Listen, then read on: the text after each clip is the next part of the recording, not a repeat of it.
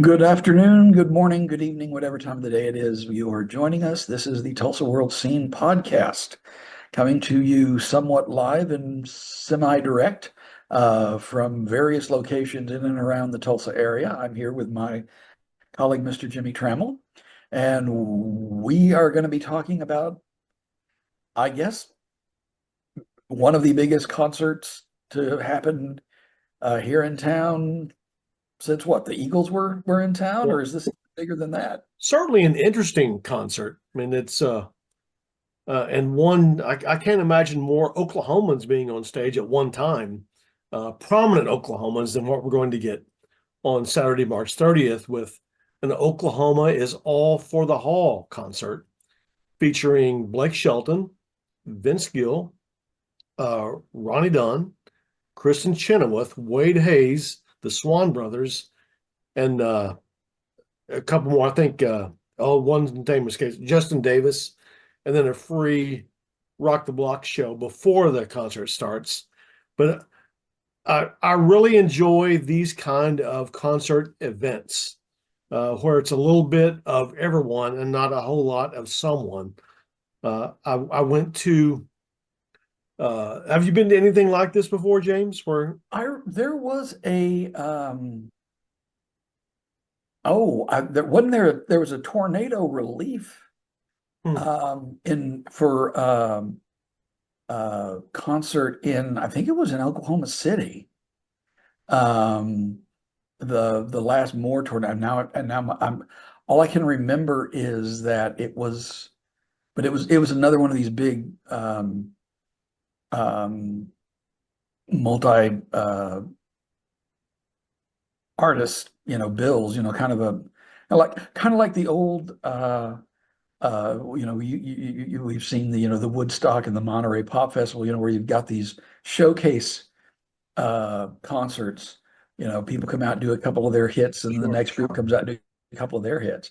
And that was the way concerts were in the 50s and 60s, especially, in the pop group. They'd be probably the best one would be, or the most known is Buddy Holly and the Hmm, tour that he was on yeah. with Richie Valens and with the Big Bopper, and I think there was a couple of other acts on the bill, and they were traveling barnstorming around the country.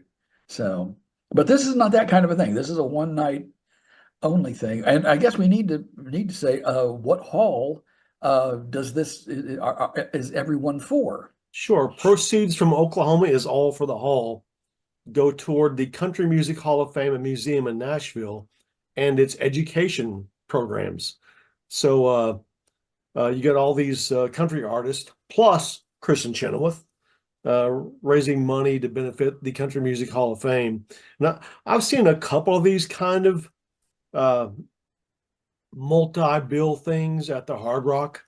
I mean, you may or may not have seen the Ringo Starr and his traveling all-star band, where Oh Ringo yeah. comes out and it's just a rotating cast of people who travel with him, and they'll come out and sing a couple of their hits and get out of the way. Here come the next bunch.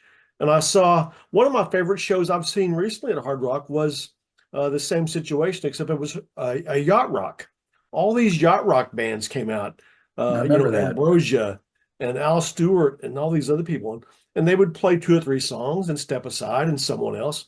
And it really keeps things moving along. I really enjoy those.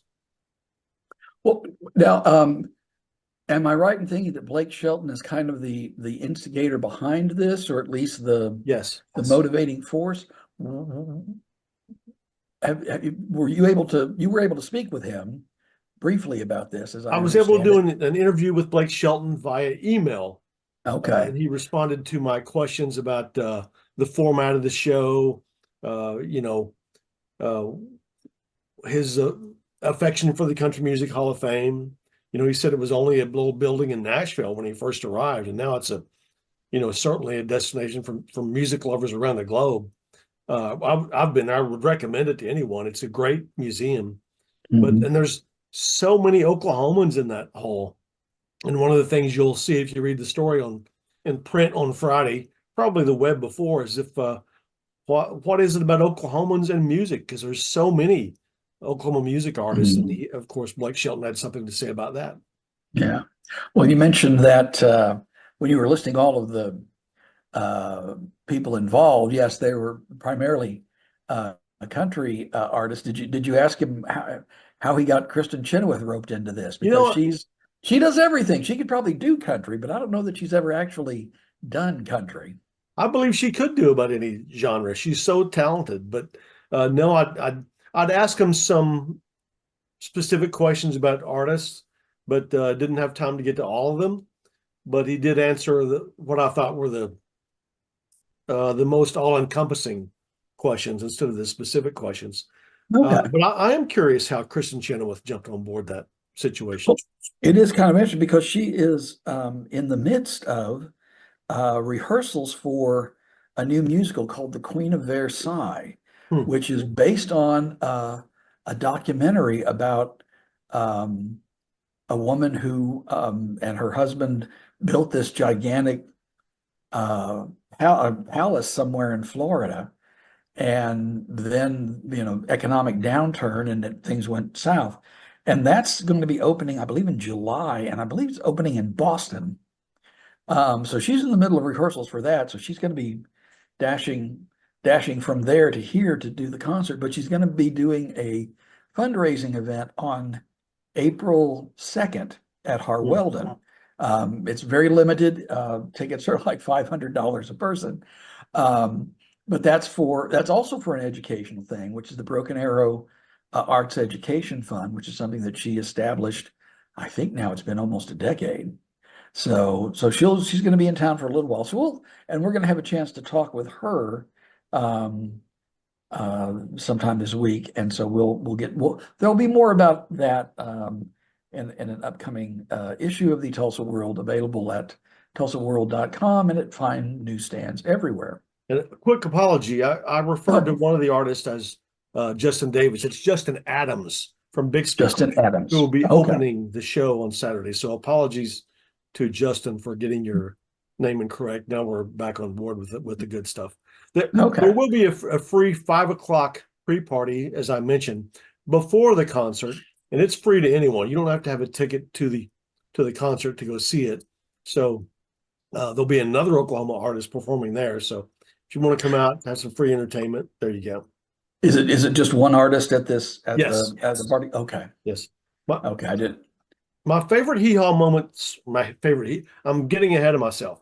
Okay. Blake Shelton moments so far in his history. He did host Saturday Night Live in 2015, and the opening monologue became a recreation of the hee-haw set. So that is my favorite Blake Shelton moment of all time. And it's interesting that though he's certainly established as a country music superstar, most people, I shouldn't say most, it greatly enhanced his reputation, exposure, whatever you want to say, that he was on The Voice for 12, 13 years. I mean, so many people who probably might not know him otherwise know him so much because of that show. I think it's a huge benefit for people to go do those shows, American Idol and that sort of thing. Mm-hmm. Okay. All right. Well, let me see. I think that's really what we have to come to chat about. So I want to thank you all for taking the time to listen to us, and we will catch you at a later date at some point in time. Behave.